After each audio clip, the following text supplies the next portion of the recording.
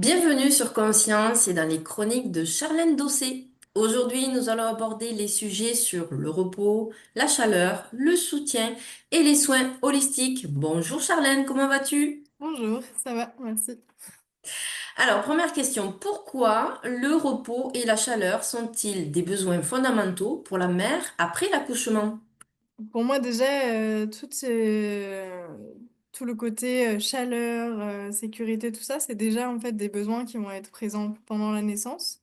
Et pour moi, en fait, le postpartum, dans l'idée, dans un peu l'idéal que moi je m'en fais, c'est de rester dans ce continuum qu'on aura mis en place dans une naissance physiologique, donc être vraiment dans son cocon d'intimité, de chaleur, de détente, tout ça, de l'écoute de son corps aussi. Et voilà, pour moi, enfin, en tout cas au Mexique et dans beaucoup d'autres cultures, on parle du mois d'or. Donc c'est vraiment une période de 40 jours où la femme, elle est choyée, on fait tout à sa place, le ménage, la vaisselle, s'occuper des enfants, on s'occupe d'elle. Enfin voilà, si elle a besoin d'aller prendre une douche, il n'y a pas de souci, on vient la masser. Vraiment, on s'occupe de tout ce qui se passe autour de sa bulle pour qu'elle puisse être pleinement avec son bébé. Et, euh, et pour moi, ce côté-là, intime et sécure, il est super important dans le lien d'attachement avec bébé, quoi. En plus, il faut savoir quand même que pendant un enfantement, la femme, elle perd une grosse quantité de chaleur par l'effort fourni, quoi. Donc, c'est en tout cas, la chaleur, ça va favoriser la détente du corps et la sécrétion hormonale aussi, donc c'est super important. Alors que quand on a froid, tout ça, ben, on a tendance à se crisper un peu plus et voilà, ça peut venir entraver un petit peu le processus et amener de la fragilité aussi émotionnelle, quoi. Et donc voilà, pour moi, le postpartum, c'est vraiment une période où la femme, elle peut se sentir super vulnérable émotionnellement, donc avec une grosse fatigue, des fluctuations hormonales, un bouleversement psychique. Enfin, c'est vraiment, ça peut être un peu les montagnes russes émotionnelles. Des fois, on ne sait plus où on est, on sait plus comment s'occuper de son bébé, et ça peut être très perturbant, quoi.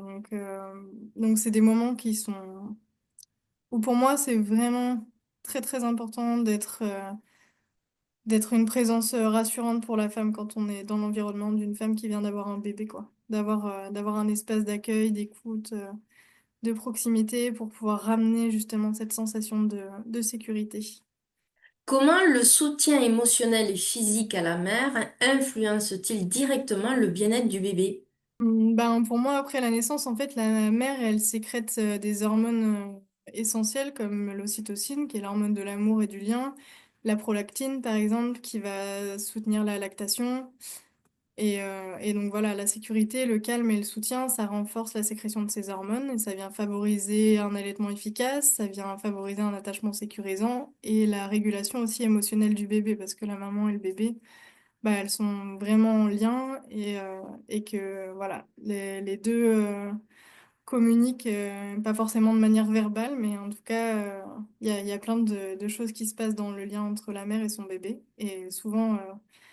Enfin, beaucoup de femmes peuvent le constater, quoi. Quand on se sent pas bien avec un petit bébé, ben, souvent, petit bébé, bah, il le ressent aussi, il ressent les tensions, il ressent tout, quoi. Donc voilà, ça c'est super important. Puis la mère, elle peut se sentir vraiment très vulnérable après un enfantement, et ça c'est important de le rappeler, en fait, c'est normal. C'est tellement un bouleversement important de donner naissance enfin voilà, on passe de la femme à la mère. Voilà, c'est comme si on prenait un nouveau statut un peu et on doit réapprendre à être cette nouvelle famille là qui vient de naître. Donc il y a beaucoup, beaucoup de choses subtiles qui se passent aussi à ce moment-là. Donc ben, on peut être un soutien physique aussi quoi, pour la maman, pour voilà, lui apporter des temps de massage, de sécurité. Voilà. Il y a beaucoup de choses à ce moment-là. Puis la présence le rôle en tout cas du ou de la partenaire peut être vraiment important aussi, quoi. Donc la femme, elle a besoin de se sentir reconnue, elle a besoin de se sentir écoutée, en sécurité, pour favoriser justement le lien d'attachement.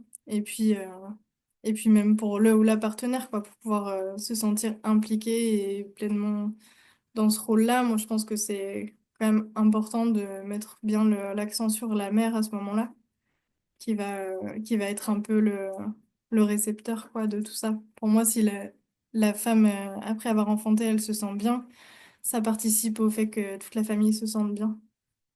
Quel type de soins holistiques proposes-tu justement pour accompagner cette période de grande vulnérabilité? Ce que je propose surtout, c'est un espace d'écoute, parce que en fait, je pense que c'est le besoin le plus important d'une femme après avoir donné naissance, parce que finalement, pour moi, c'est comme pour enfanter, elle sait déjà ce qu'elle a à faire avec son bébé, même si elle peut avoir des doutes, même si elle a l'impression de mal faire, même si il y a des pleurs, tout ça. Pour moi, c'est vraiment normal. Moi, je suis juste là pour la soutenir dans ce processus-là et pour lui rappeler que c'est OK et que voilà, en fait, enfin, moi, je suis plus là pour l'aider si elle a besoin sur justement faire un peu de ménage, l'aider s'il y a des grands frères, grandes sœurs, lui faire un massage si elle a besoin. Moi, je réponds à ses besoins physiques et physiologiques, mais après, sur le reste, par exemple, je me propose jamais de garder un bébé ou ce genre de choses. Je pense que si c'est pas une réelle demande de la mère, c'est pas quelque chose que je vais proposer.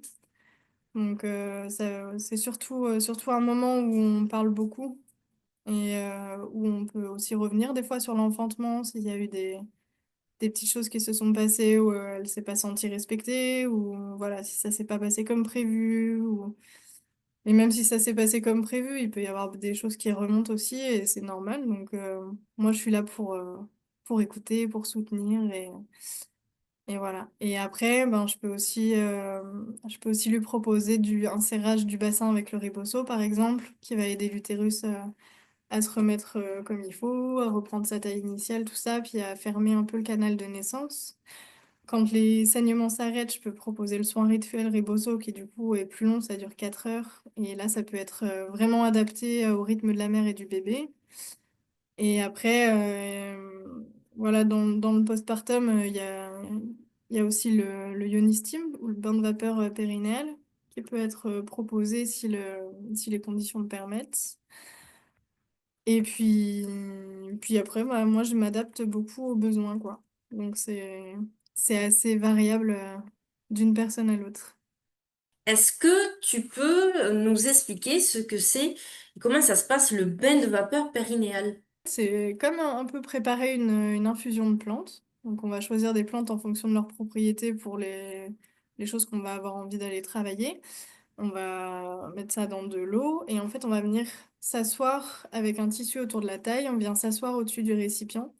Et en fait, les vapeurs, elles vont venir agir sur toute la zone de la vulve et du périnée. Et donc ça rentre pas vraiment dans le vagin, en fait, ça vient agir par les muqueuses. Et ça vient, souvent, ce qu'on cherche, c'est aller ramener de la circulation d'énergie dans le bassin. Donc pour moi, il y a plusieurs aspects là-dedans. Il y a l'aspect physique, parce que justement, les molécules des plantes, voilà, elles vont avoir leurs actions. La vapeur aussi, la chaleur, ça va amener des choses. Et après, ça peut aussi amener des choses au niveau psychologique, énergétique. Donc, et émotionnel aussi, parce que ça peut aussi déclencher pas mal d'émotions, parce qu'on n'a pas l'habitude d'aller travailler sur ces zones-là du corps. Et du coup, après une naissance, ben, ça peut être quelque chose d'assez intéressant à faire. Et voilà, donc il y a quand même des précautions à prendre, on fait pas ça à n'importe quel moment ou n'importe comment. Voilà, donc c'est important quand même si on veut pratiquer ça, je pense de se rapprocher de quelqu'un qui est formé pour ça et de pas enfin, ou en tout cas de se renseigner avant de se lancer là-dedans, surtout après une naissance, parce qu'on n'a pas envie non plus d'aller stimuler le col de l'utérus à un moment où c'est pas propice pour lui. Donc voilà. Mais c'est en tout cas un très chouette rituel, je trouve, qui offre aussi à la femme la possibilité de se mettre un peu dans sa bulle, voilà, de retrouver ce petit cocon chaleureux, d'avoir ce moment rituel juste pour soi, c'est assez agréable. Et le côté chaleur, vraiment, c'est top. Comment réhabiliter la valeur du prendre soin dans une société qui valorise la performance et l'autonomie immédiate? C'est vrai que ça, c'est une bonne question parce que c'est vrai que La naissance, enfin, on voit ça comme quelque chose de hop. Là, on est très bien accompagné généralement pour le avant accouchement, tout ça. Et une fois qu'on a le bébé dans les bras, ben c'est un peu hop, débrouille-toi avec ton bébé. Et tu rentres chez toi et vite, vite, il faut que tu retournes au travail et vite, tu dois voilà, te remettre dans tes tâches ménagères. Enfin, c'est bon quand même, quoi. Et, euh, et en fait, bah, pour moi, on est très loin de ce qu'il faudrait faire, quoi, avec ce discours-là, parce que là, justement, la femme, elle a besoin de ce temps, quoi, de ce temps hors du temps pour être pleinement avec son bébé, pour créer le lien avec son bébé. Et ben voilà, pour moi, ça va être ramener en tout cas le côté prendre soin auprès des femmes qu'on a autour de soi, quoi. Pour moi, ça peut vraiment aussi commencer par là, quoi. Quand on est proche d'une femme qui vient d'enfanter, ça peut être quelqu'un de sa famille, mais ça peut être sa voisine ou voilà, quelqu'un autour de nous, bah, ça peut être lui amener un bon petit plat, quoi, tranquillement. Et puis, en tout cas, ramener de la simplicité aussi dans ce moment-là, quoi. Vraiment, vraiment accompagner la femme. Là-dedans. Et puis oui, changer un peu sa vision de ce qu'on a de l'enfantement, parce que c'est pas un processus simple. Et la femme, elle a vraiment besoin d'un espace de soutien dans ce moment-là. Eh bien, merci Charlène. On se retrouve la semaine prochaine sur Conscience et nous parlerons de la naissance comme passage initiatique et spirituel. Merci, à bientôt.